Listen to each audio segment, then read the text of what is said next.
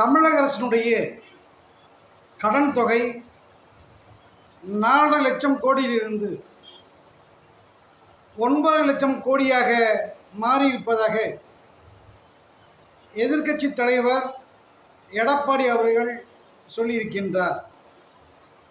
இது ஒரு சாமானிய மனிதனுடைய பார்வையாய் 4 லட்சம் கோடி கடன் என்பது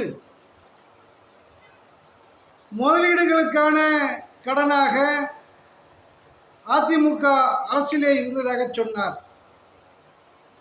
இந்த 5 லட்சம் கோடி என்பது ஏழை எளிய மக்களுடைய வாங்கும் திறனை அதிகரிப்பதற்காக மக்கள் வங்கியிலே செலுத்திய பணம். இந்த 5 லட்சம் கோடி இது கிராமப்புறத்தில் உள்ள ஏழை எளிய முதியவர்கள் பெண்களுக்கு இது உரிமை தொகையாக பார்க்கப்படுகின்றது.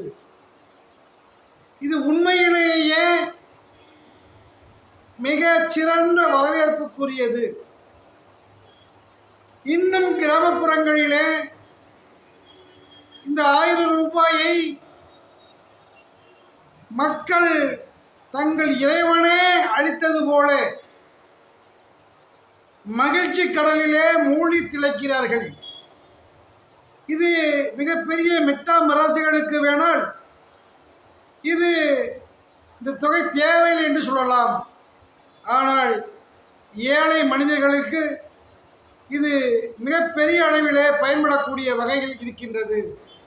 இது வரவேற்கத்தகுந்தது.